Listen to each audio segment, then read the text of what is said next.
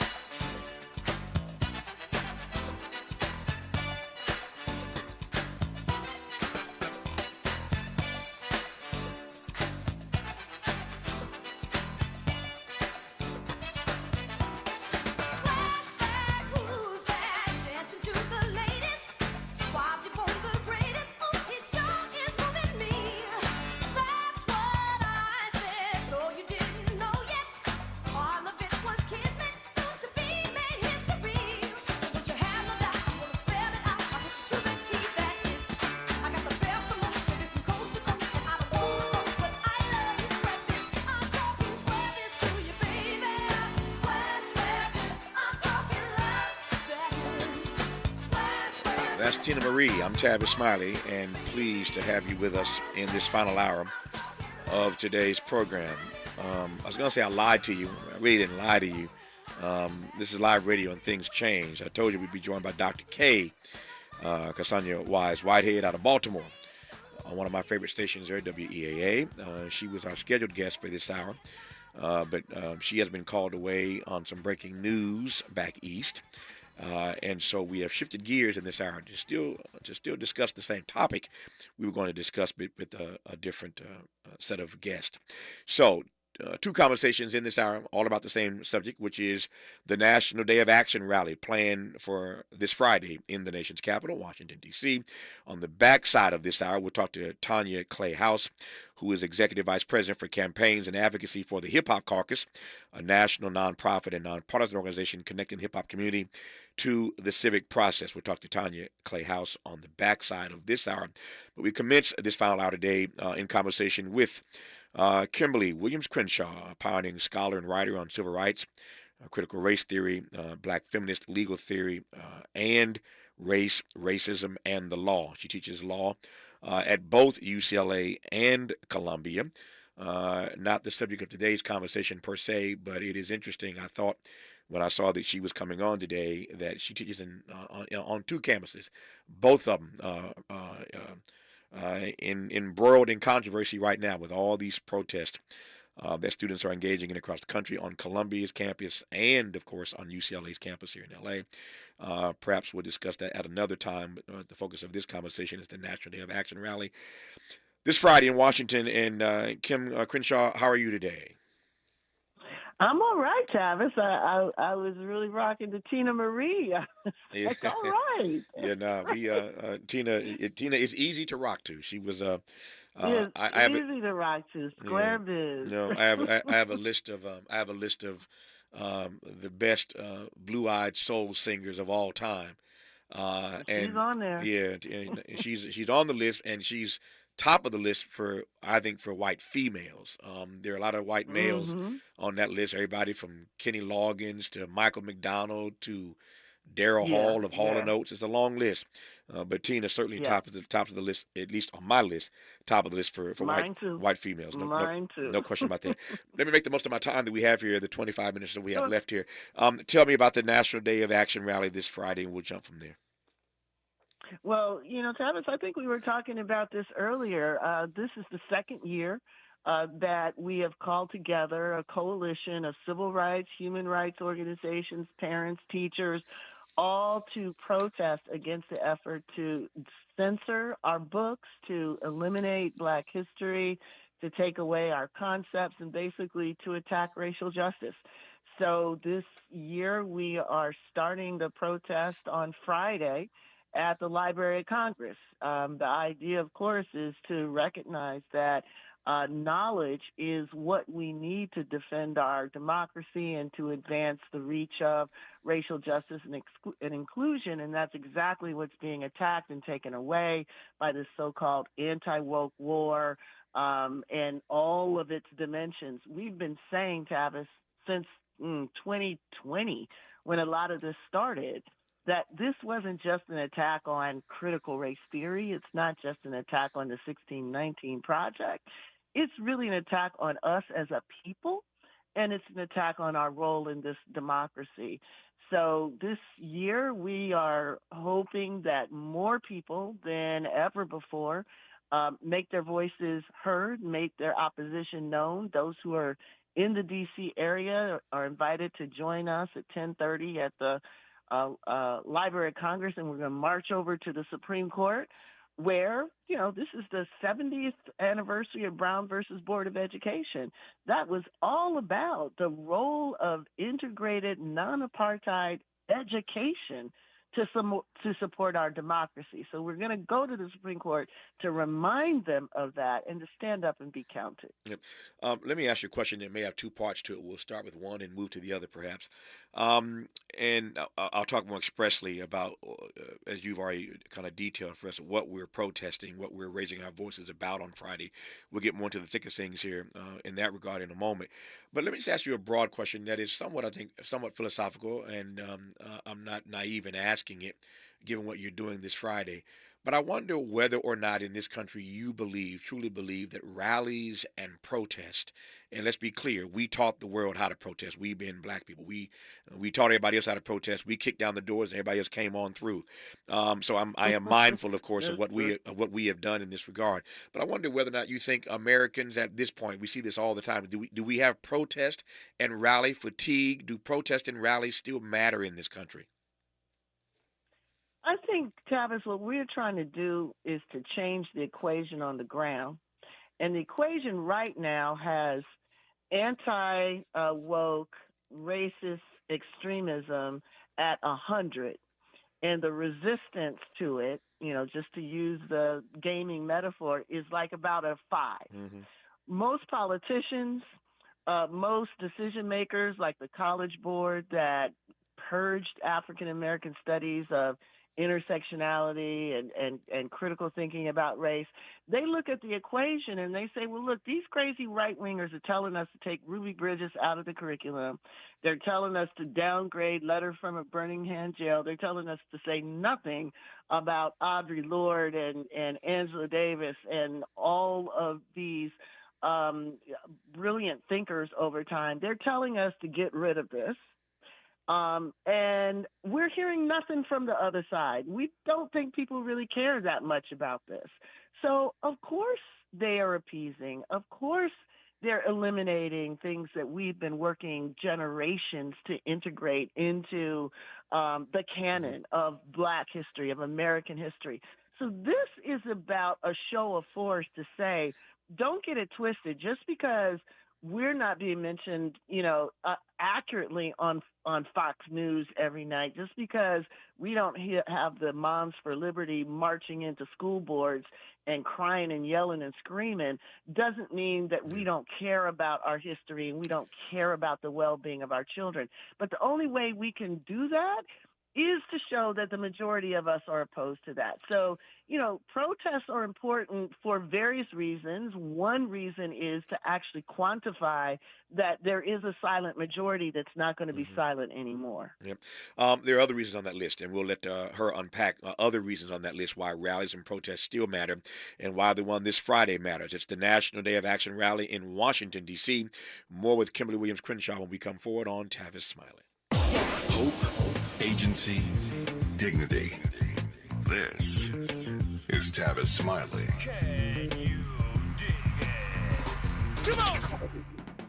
Hey y'all, Mona Swain here from Target's new YouTube series, My Cart is Full, where we feature Black founders and creators highlighting their connection to our community. As an actor and content creator, I love using my voice to inspire young Black women who look like me. When it comes to feeding my shine, seeing myself reflected in Black-owned and founded products at Target brings me joy. Together, we are Black Beyond Measure. Learn more at target.com/Black Beyond Measure. Cookie wants to be a professional wrestler. I'm Cookie Serratos and I'm 11 years old.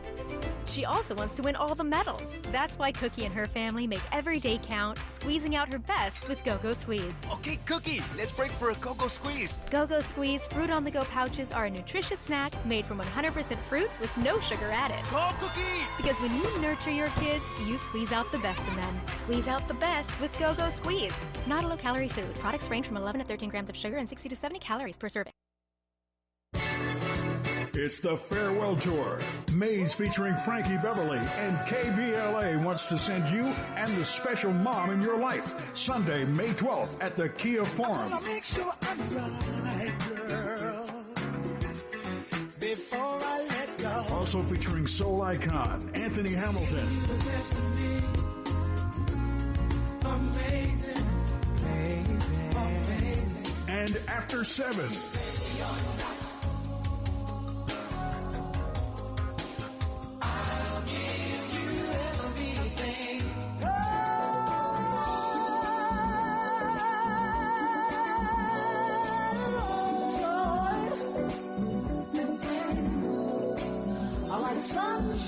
It's a Mother's Day celebration you won't forget.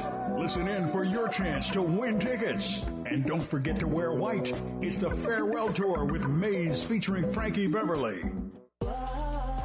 My friends swim no matter the season, but my moderate to severe plaque psoriasis can sometimes take me out of the moment. Now, thanks to Skyrizi and clear skin, count me in. With Skyrizi, Risankizumab Riza, a prescription-only 150 milligram injection for adults who are candidates for systemic or phototherapy. 3 out of 4 people achieve 90% clear skin at 4 months. Don't use if allergic to Skyrizi. Serious allergic reactions and an increased risk of infections or a lower ability to fight them may occur. Before treatment, your doctor should check for infection and tuberculosis. Tell your doctor if you have an infection or symptoms such as fever, sweats, chills, muscle aches, or cough, or if you plan to or recently received a vaccine. Thanks to Skyrizi, there's nothing on my skin, and that means everything. Ask your doctor today about Skyrizi, the #1 dermatologist-prescribed biologic in psoriasis, and visit skyrizi.com or call 1-866-SKYRIZI to learn more. Smart talk for curious people just like you. You're listening to Tavis Smiley. Our guest is Kimberlé Williams Crenshaw as we talk about the National Day of Action rally in Washington, D.C. We'll be joined by Tanya Clay House of the Hip Hop Caucus on the backside of this hour, but we, again, are spending some time now with Professor Crenshaw about this rally planned for Friday. You said a couple things earlier that I want to come back to. We were talking a moment ago about why these rallies and protests matter. We're engaged in these rallies and protests primarily, as you said earlier, because we're engaged in a fight, a serious fight to preserve our freedom to learn. And that is an interesting frame to be in, where one is fighting to protect and preserve the freedom to learn. Here again, I'm not naive in asking this question, but where, when, how, why are we at a moment now in this country's history where we are literally engaged in a fight to protect and preserve the freedom for us and for our children to learn? That's a strange frame to be in a country that advances itself as a democratic experiment. Yeah, it's strange if we don't understand the nature of racism in this country. I think, Tavis, a lot of people, think that the advances that we've made, since the 1960s, especially, the breakthrough presidency of Barack Obama, that this is a story of an ever expanding democracy, always forward, backwards, never.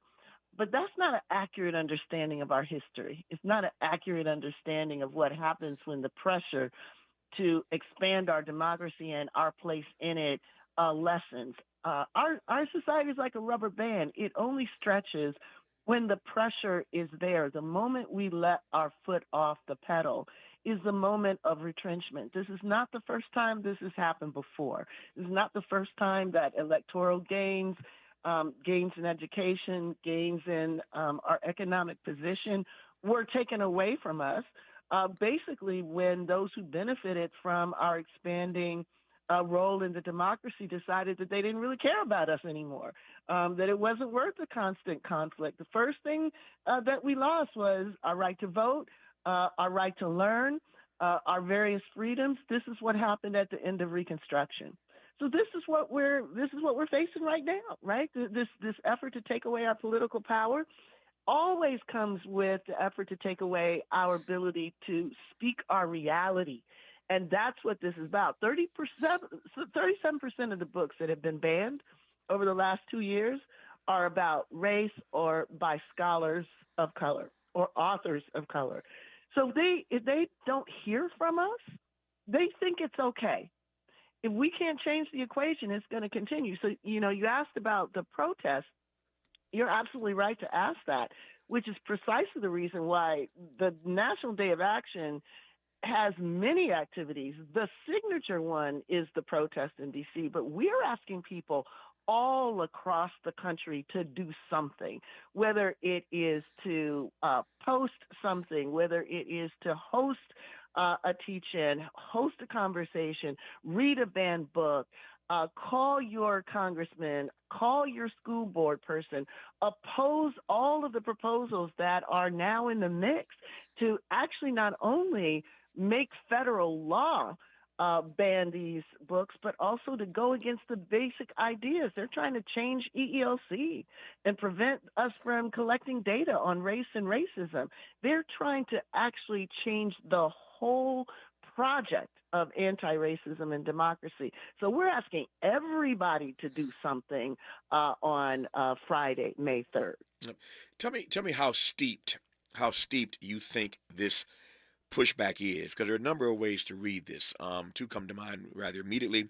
The first way to read it, obviously, is that there are a handful, comparatively speaking, a number of politicians across the country who've made this their business. This is part of their personal ambition. I get that. Ron DeSantis, the list goes on and on and on, of individual politicos who have advanced this sort of backwards, reductive agenda.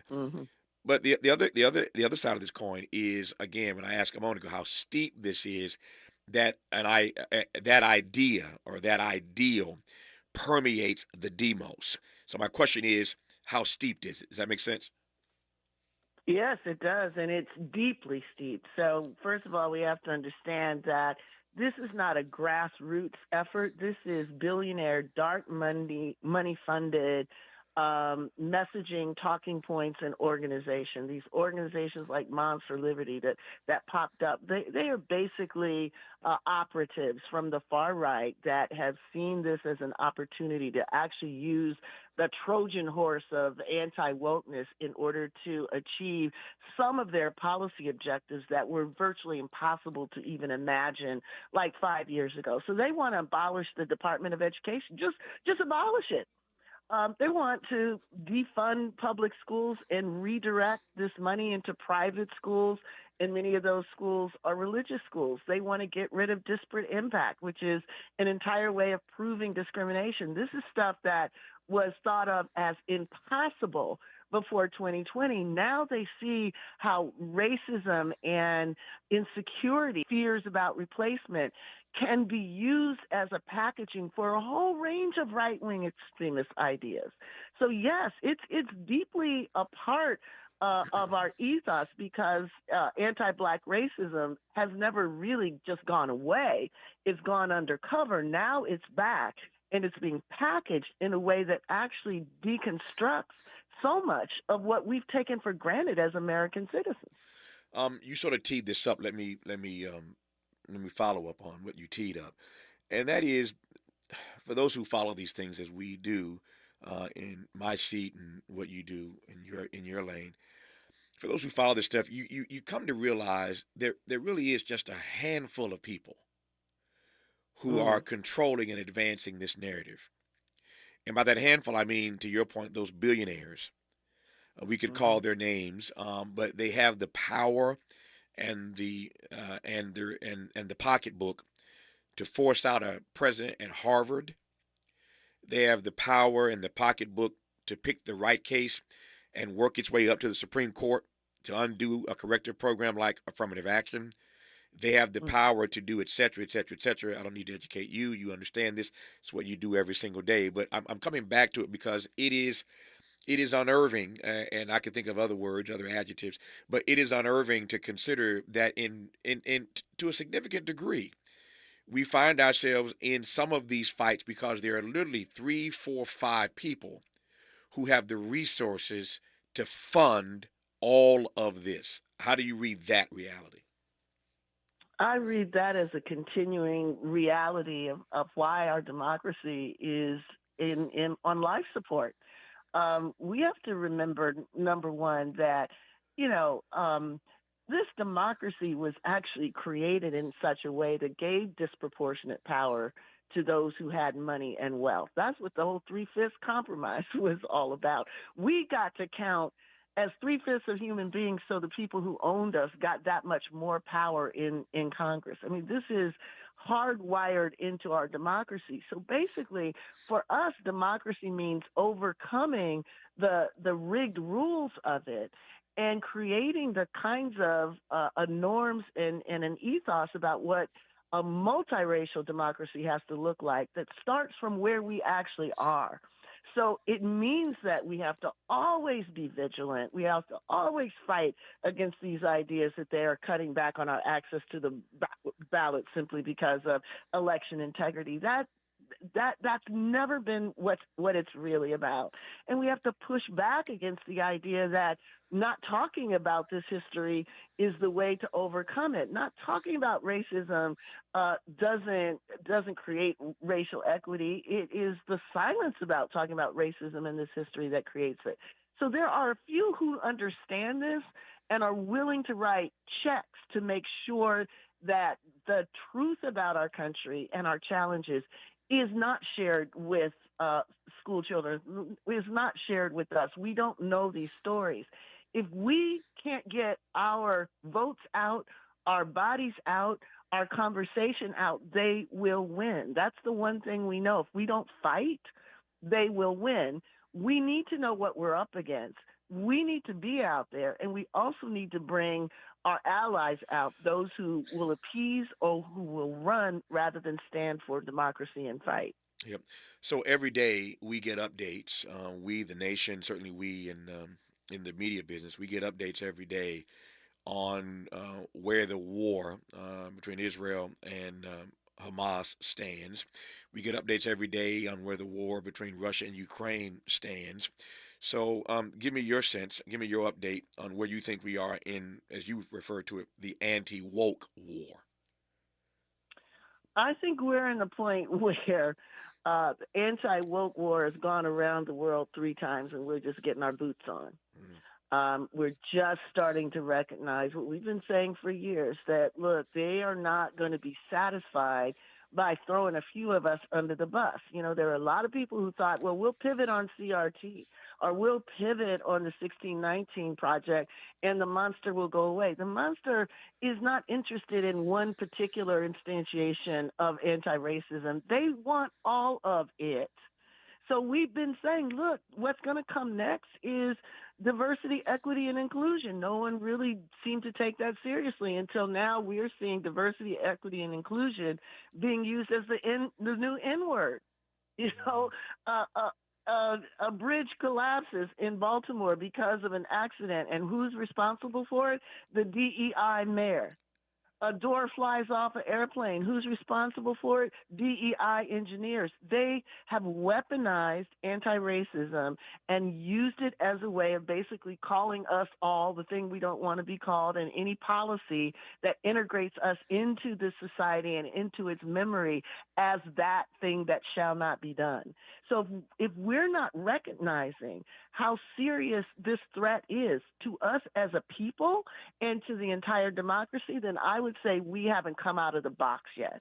Our goal on Friday, and we're also having a virtual rally tomorrow at 7:30, 4:30 Pacific, to bring all of the leaders of the civil rights organizations and parents and teachers together, just like they did during the Montgomery bus boycott when they came together at night after walking miles to say, this is why we're in this. This is what happens if we don't do this. This is what will happen if we win. That's why we have to come together, Tavis, across all of the different organizations to say, if we can't name our reality, we can't change it. And they're about taking away our ability to even speak our reality into existence. We can't stand for that. That's why people have to join us May 2nd and May 3rd. Here's my exit question here with the 2 minutes I have left. You mentioned Ruby Bridges earlier. I have known Ruby Bridges. I've had the chance to spend time with her and interview her over the course of my career. So you said her name and kind of jumped out at me. Again, no naivete here. But what do you make of the fact that Ruby Bridges could have endured, the Little Rock Nine could have endured, I could do this all day long, but these persons historically have had to endure what they encountered, but they don't want their kids to learn about it. They don't want their kids to read about it. That's a non sequitur, if ever there was one for me. You put your finger on it. You know, just for the audience, Ruby Bridges was 6 years old when she desegregated Louisiana public schools under the protection of the National Guard. Now, she was old enough to experience that racism, to go to school by herself for an entire year. It seems odd, and that's not even stating it as strongly as we should, to suggest that 6-year-olds now are too young to learn about what happened to 6-year-old Black Ruby Bridges. That's the kind of outrageousness that we need to be speaking out against. And the majority of people we believe are with us, we just don't see each other out there. And that's what this is about. So we can all see that we are the majority on this issue and push back against those few that you mentioned who are manipulating the situation to the detriment of all of us. The National Day of Action rally is this Friday in the nation's capital. We have been pleased to talk to Kimberlé Crenshaw and get her perspective on it. When we come forward, we'll talk to Tanya Clay House of the Hip Hop Caucus and get her perspective on it. Kim, good to have you on. All the best. You have a great rally this Friday. Always, Tavis. Look for you to do something on the 3rd, too. All right, Tweet, say something. Get us. Indeed. When we come forward, Tanya Clay House of the Hip Hop Caucus on Tavis Smiley. What's your quarrel with the world? You're listening to Tavis Smiley. Paid for by government.com. Did you know? The United States Mint has issued a new Morgan silver dollar coin in proof condition for the first time. Not only that, they are also minted in 99.9% pure silver for the first time ever in history. Coin experts are calling this an amazing opportunity for anyone that knows the enduring popularity of Morgans. But you must hurry. Only 400,000 of these legal tender silver dollars were issued. These first ever Morgan silver dollars are brand new with stunning mirror-like finish, minted by the iconic San Francisco Mint. Call now and you're guaranteed a new first ever 99.9% pure silver proof Morgan dollar. To learn more, call 1-800-973-9717. If you order now, you will receive a free coin collector bonus pack, a $25 value, free with every order. Call 1-800-973-9717 now to secure your new Morgan silver dollars before they are gone. That's 1-800-973-9717. Thank you for joining us. I'm Mike Moore. Here's the latest from the Black Information Network. The Equal Opportunity Commission is taking steps to protect workers' rights to pronouns, bathrooms, and abortion. The new federal workplace guidelines released Monday are not legally binding. They do, however, instruct against misgendering transgender employees and keeping them from using the bathroom that matches their identity. The guidelines also prohibit discrimination against the woman who has an abortion. We're learning people of color are facing a higher chance of rent burden in metro Atlanta, Georgia, over white renters. A study by Zillow shows 36% of households with Black, Indigenous, and people of color are considered to be burdened by rent, compared to just under 29% of white individuals. And that's the latest. I'm Mike Moore from your 24/7 news source, the Black Information Network, and BINnews.com. Hey, it's Dean Sharp. How does 3 months of free electricity and a lifetime of energy savings sound? Well, it's yours when you go solar with Sunlux. Learn more at sunlux.com, sunlux.com. This is the KBLA Sports Minute with Ray Richardson. Denver Nuggets guard Jamal Murray did it again last night. He hit another game-winning shot against the Lakers in the first-round playoff series. This one sent the Lakers home after 5 games and ignited another offseason of questions and uncertainty for the franchise. Murray shook off a strained calf muscle to score 13 of his game-high 32 points in the fourth quarter. LeBron did all he could do, 30 points, 11 assists, and 9 rebounds in 44 minutes. After the game, LeBron was asked if he has any thoughts in his mind that he could have played his last game as a Laker. LeBron paused for about 10 seconds before saying, "I'm not going to answer that question." LeBron put the mic down and walked out of the media room. There's also chatter in the streets that Darvin Ham may have coached his last game with the Lakers. Stay tuned. No debates, no speculation, just the info you need. That's your KBLA Sports Minute. I'm Ray Richardson. More news, opinions, and conversation when we come forward on KBLA Talk 1580.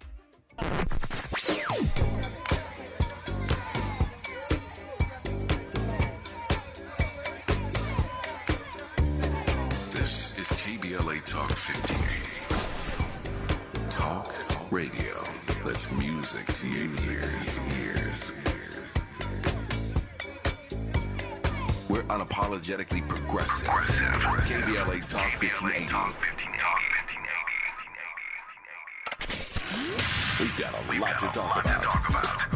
Race, culture wars, political turf battles, criminal justice and injustice, the courts. These are the conversations you won't hear elsewhere. My guests are leading journalists, celebrities, and sports figures, elected leaders, and influencers. They aren't afraid to get into it and say the quiet part out loud. With Ariva Martin in real time, your commute just became the most engaging part of your day. Tune in weekdays from 4 p.m. to 6 p.m. or find us on YouTube. Ariva Martin in real time, when you want it straight, no chaser. Unapologetically progressive. KBLA Talk 1580. We've got your black. Sometimes we lose, sometimes we win. Sometimes we try to fit it all in. Sometimes we don't know what's in store.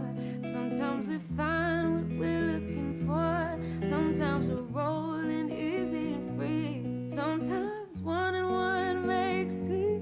So much to love along this ride. That's why Nationwide is on your side. Nationwide Mutual Insurance Company and Affiliates, Columbus, Ohio. I have diabetes. I'm at risk for pneumococcal pneumonia. I have asthma. I'm at risk, too. If you're 19 or older with chronic conditions like asthma, diabetes, COPD, or heart disease, or are 65 or older, you are at increased risk for pneumococcal pneumonia. Ask your doctor or pharmacist about Prevnar 20, pneumococcal 20-valent conjugate vaccine, a Pfizer vaccine that can help protect you against pneumococcal pneumonia in just 1 dose. Even if you've already been vaccinated with other pneumonia vaccines, Prevnar 20 may help provide added protection. Prevnar 20 is approved for adults to help prevent infections from 20 strains of the bacteria that cause pneumococcal pneumonia. Continued approval may depend on a supportive study. Don't get Prevnar 20 if you've had a severe allergic reaction to the vaccine or its ingredients. Adults with weakened immune systems may have a lower response to the vaccine. Side effects include pain and swelling at the injection site, fatigue, headache, muscle, and joint pain. For full prescribing information, please call 1-855-213-2138 or visit Prevnar20.com. Let's get back to more of Tavis Smiley right now. As promised, we continue our conversation right now about this Friday's National Day of Action rally in Washington, D.C. Just spoke to Kimberlé Crenshaw. Pleased to be joined now by Tanya Clay House, who's Executive Vice President for Campaigns and Advocacy for the Hip Hop Caucus, a national nonprofit and nonpartisan organization connecting the hip hop community to the civic process. She's also the Senior Strategy Consultant for the African American Policy Forum and co-founder and CEO of Clay House Consulting, her own firm. Tanya, good to have you on the program. How are you today? Oh, I'm just fine. Thank you so much for allowing me to be here with you to talk about this opportunity that we're having today, this week. No, we talked to Kimberlé, as I mentioned a few moments ago, and got her perspective on why this day matters to her. Let me start with the same question for you, and I'll jump from there. Why does this matter to you, and why does it matter to the Hip Hop Caucus? Well, let me first say I'm actually no longer with the Hip Hop Caucus. Mm-hmm. As I said, I'm heading up my own consulting, so I'm working right now directly with APF. I can say, though, obviously the Hip Hop Caucus is continually in the fight, and so, but I don't want to speak for them right now. But with regard to why this matters, it matters because we are in a unique space at this point in time in which we necessarily need to have all organizations, racial justice, social justice organizations united in showing that we are the majority, that we are going to not allow for the right and for those who want to undermine not only the legacy of Brown, but also kind of undermine our democratic systems and say that we are not going to be inclusive. So that is why it's so important for us to lift up this National Day of Action, this Freedom to Learn campaign. Mm-hmm. Tell me more about about why.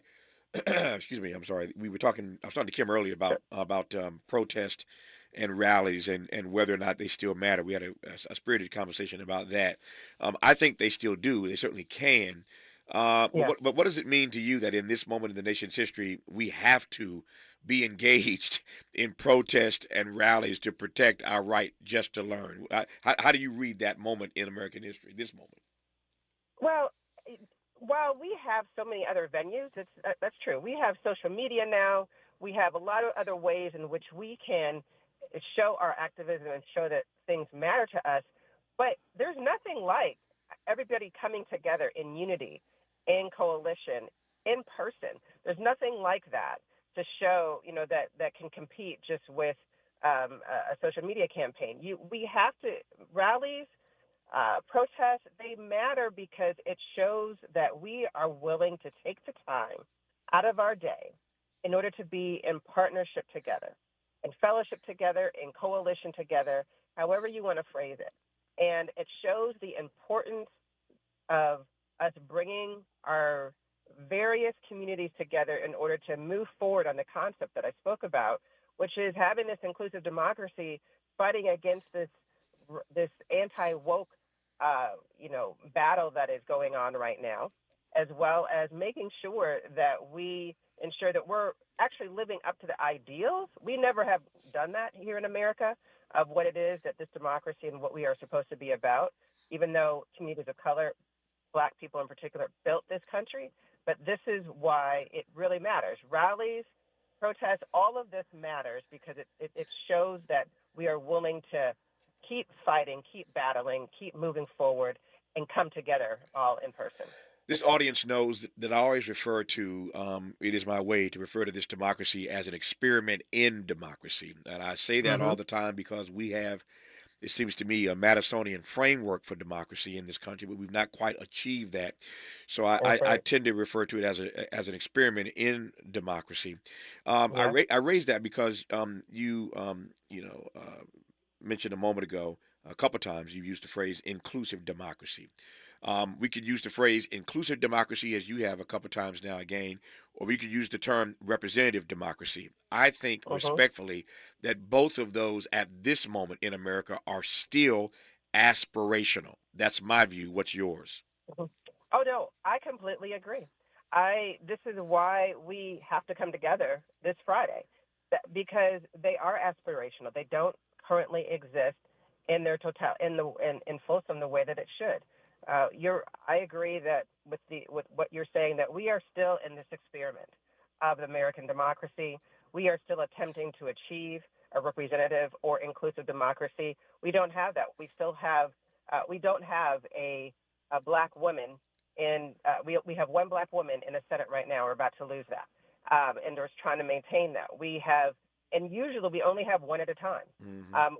There are so many, if we look across the board in the percentages of people of color that exist within our democratic systems, within the legislatures, within the judiciary, even within the administration, we are still attempting to achieve what it is you say is a representative democracy. So yes, we are not there. We are still fighting for that. And that's why we're saying that it's so important to connect all of these dots between these battles and what is happening with the bans on book and the erasures of our history, because by showing that these are tools that are being used so people don't know what it is that we fought for and what it is we've been trying to achieve, they don't know the signs and the triggers by which we're going to go backwards. Yeah. Kimberlé talked moments ago about bringing all of these organizational heads together, these black leaders of these various institutions and organizations together around what's happening tomorrow and what's happening, of course, on Friday. I'm curious as to your perspective, Tanya, on what black unity looks like these days. And I hasten to tell people that even when you thought that all the Negro leaders were unified, they never were. If you really understand your history and really understand the truth of our history, we were never, ever all on the same page. And I ain't mad about that, because being black doesn't have to be monolithic. I get that. I'm not naive. But my question, though, is, given what you do and the seats that you sit in, what your view is in this present moment of black unity amongst organizations, however you would define that. Okay. Well, I appreciate the context that you gave, because you're right.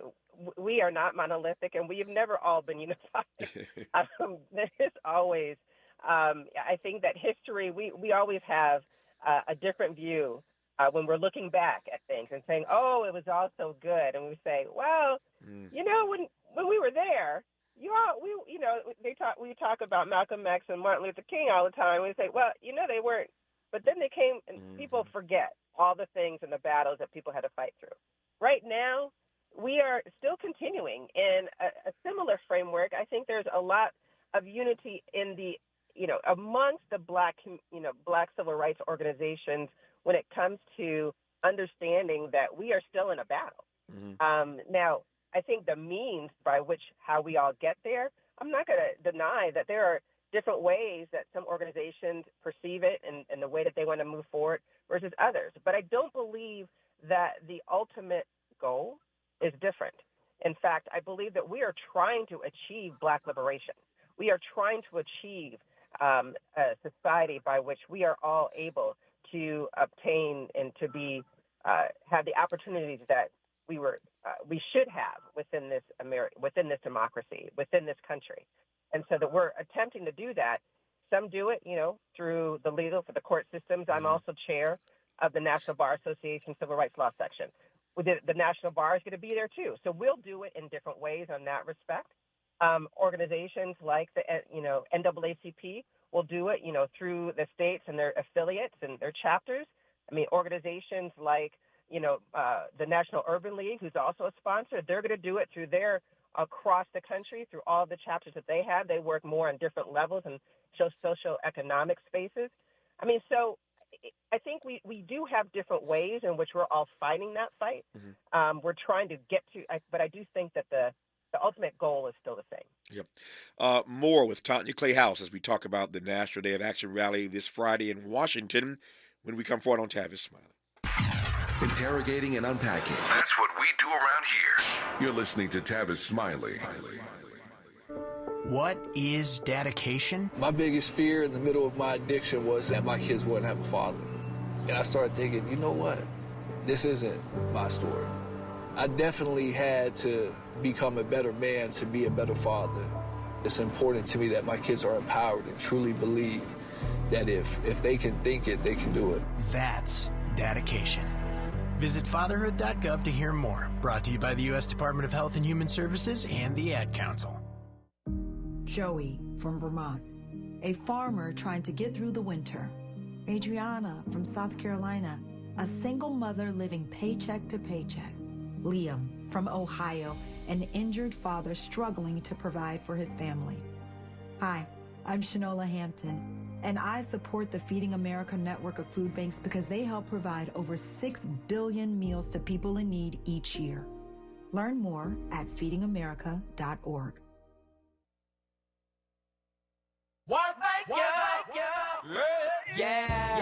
The California Crusader newspaper would like to thank all of our subscribers for their support throughout the years, proudly serving the South Los Angeles and South Bay areas for more than 40 years. The California Crusader is a multicultural, black-owned, adjudicated newspaper that focuses on providing newsworthy information to the people in our community. We're constantly looking for ways to assist businesses in our community to connect with our subscribers. We provide low-cost, effective ways to promote your business with our reasonable and affordable advertising rates. You can participate by suggesting, sharing, and submitting your stories on the California Crusader newspaper Community Share Facebook group page, or visit our website at cal-cruise-news.com. That's calcruisenews.com. Then click on the Submit Now button located on the top right corner of the homepage, or text CCN to 42828. Again, text CCN to 42828. The California Crusader newspaper, working together to build a better community for our future. Subscribe today. Pizza's here. Oh, great. I'd love some, but I'm worried about my stomach issues. If you're worried about having diarrhea, gas, bloating, stomach pain, or loose, oily stools, it may not just be stomach issues. It could be a condition called exocrine pancreatic insufficiency, or EPI. With EPI, the pancreas doesn't release enough enzymes to break down food, but EPI is manageable. Use the symptom checker on identifyepi.com and talk to your doctor. That's identifyepi.com. Sponsored by AbbVie. We used to argue about whose turn it was to clean the gutters, but then I had Leaf Filter gutter protection installed. Wait, I told you Leaf Filter had free inspections and estimates and a lifetime guarantee. Meaning we never have to argue about whose turn it is to clean the gutters again. But I visited leaffilter.com/beacon first. No, I did. It doesn't matter who. Visit leaffilter.com/beacon to schedule your free gutter inspection and get up to 30% off today. See representative for warranty details. Promotion is 20% off plus a 10% senior or military discount. One discount per household. He's rooting for everybody black. Everybody black. More of Tavis Smiley coming your way right now. More of Tavis Smiley and Tanya Clay House coming your way right about now. We're talking about the National Day of Action rally in Washington, D.C. this Friday. We spent the first half hour of this final hour today talking with Kimberlé Williams Crenshaw, getting her take on it, and now we're pleased to be in conversation with Tanya Clay House, getting her perspective. A lot of people involved in this campaign and this gathering this Friday in the nation's capital. I mentioned earlier you're a senior strategist and consultant for the African American Policy Forum. What specifically is the forum saying about this pushback on books, et cetera, et cetera? We're saying that these are tools. These are one of many tools in order to erase our history, erase American history. So the generations that are coming don't understand what America really should be, how it was built.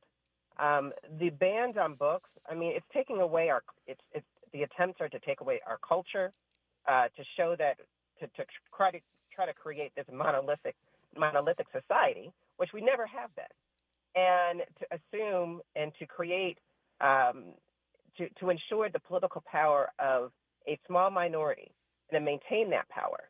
That's what this is about. We're showing, and what we know at the African American Policy Forum, and what we know through as we're working with all of these other organizations, the Freedom to Learn campaign, is that this is being used just as an opportunity in order to undermine the ability of communities of color to achieve political power, and to achieve representation, to continue to move forward and progress in this society. That's really what this is about. Yeah, somebody once said famously that in any battle, in any war, Kim and I were talking earlier about what she termed the anti-woke war, and we talked about where we are in that so-called anti-woke war. But in any war, in any battle, as someone brilliantly said many years ago, the first casualty is usually the truth. The first casualty is usually the truth. And if that is true, and I believe it to be so, when we come forward in our remaining moments, I want to get your take on this, Tanya, and that is what it says about this democracy being on the precipice. What it says about the coming reckoning for this experiment in democracy. What it says about our teetering with authoritarianism. What it says about potential anarchy. That we are at a moment in this nation's history where the first casualty is the truth. They don't want to teach the truth. That's just not a conversation for right now. That's a conversation about where we're headed. It's a conversation about not just today, but tomorrow, if this is the frame that we are in. We'll close on that note when we come forward on Tavis Smiley. For all the freedom-loving folk, this is Tavis Smiley. I feel like If you're like me, 60 and retired, making ends meet, especially here at the supermarket and drugstore, is tough. I'm so blessed to have found benefitscheckup.org. It's a free and confidential website from the National Council on Aging that connected me to $1,200 a year in programs that help pay for food, medicine, utilities, and more. Maybe it can help you. benefitscheckup.org. My daughter was diagnosed with a rare malignant rhabdoid tumor on the spine. They sent her straight to St. Jude. My hope was gone. But when you get there, everyone's like, hey, we're not going to give up. And when you see other people not giving up on your child, that makes all the difference in the world. When I found out I didn't have to pay, I was just grateful. They saved my baby's life. Finding cures, saving children. Learn more at stjude.org. Hey there, Los Angeles. This is James Lucky Jr., publisher and editor of Los Angeles News Observer. Are you hungry for news that matters to you in the African-American communities of Los Angeles? Well, buckle up, because we got the scoop you've been craving. Stay in the know and never miss a beat with our free weekly publications conveniently available near you. Or hop on the digital wave and become an exclusive subscriber at OGNSC.com. Don't forget to join the party on Instagram and Twitter at OGNSCINC for behind-the-scenes access and sizzling updates. No more FOMO. Let's stay informed, connected, and empowered together. Tips to help improve your credit score in 2024. Establishing credit is an important key to achieving financial health, but building a credit history from scratch can feel challenging since you need credit to build credit. First, what does it mean to build credit? All consumers have a score between 300 and 850. You want your score to be as high as possible as lenders look at your credit score to make loan and credit decisions. A good credit score shows you have a track record of borrowing money responsibly. Remember, it's never too late to build or rebuild your credit. This segment is sponsored by J.P. Morgan Chase & Company. City of Los Angeles tenants, verify your Emergency Renters Assistance Program status today if you applied for the program. Tenants approved for rental assistance are protected from eviction for non-payment of rent through May 31st, 2024. And it's illegal under law for landlords to refuse rental assistance to you based on your source of income. Refusing assistance can be used as an affirmative defense in an eviction case. So check your application status now at housing.lacity.org. That's housing.lacity.org. Be informed, be protected, be at home.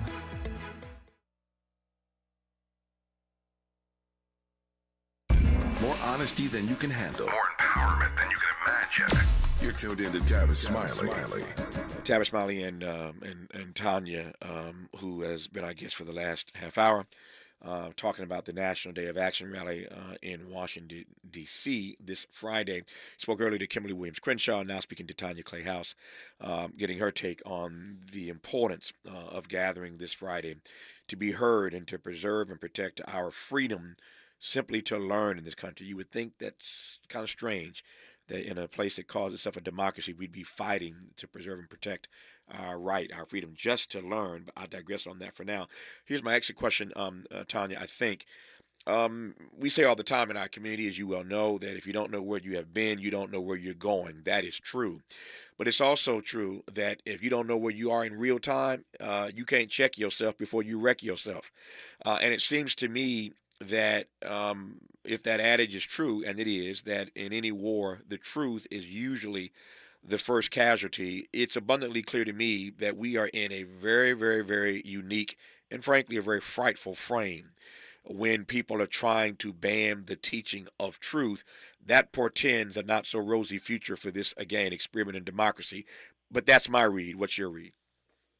Well, I believe that what you're saying is so fundamental to why it is we're coming together this Friday, why it is we're using this as a kickoff of the Freedom to Learn summer. I mean, this is the 60th anniversary of Freedom to Learn schools. We're in the 70th anniversary commemoration of Brown v. Board. These are things that, honestly, our kids right now, I'm sitting, waiting for my child at a school. And I know he's not getting the education that I got about our history. I have to give it to him. And the reason that I'm fighting and that I'm working with APF, why I'm working with the National Bar, why I'm working with Urban League, why I'm working with all of these organizations, where we're coming together, is because what you just said, the truth is often the first casualty. And our kids right now, and even old, generations before me, don't know what they don't know, because they don't realize how we are shrinking back, how we are losing protections. This is the first generation that has less protections, right, than we did. We're going backwards. And so we know this is why we are saying we've got to bring our bodies together. We can't just sit online and talk about people. Now, we're not saying we don't want people to promote this. We don't want people to push this out and do their own activations, read a banned book. But you've got to come together in community and say that this is reality here. We are in community. We can talk to one another and say, this is what's really happening in our society, and have this conversation one-on-one.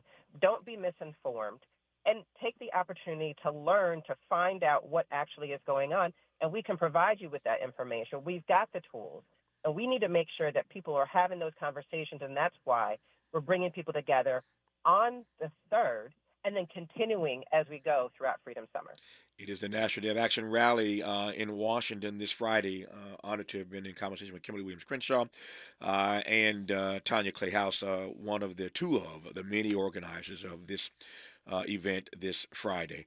Tanya, thanks for the conversation. Good to have you on. All the best to you. Stay safe.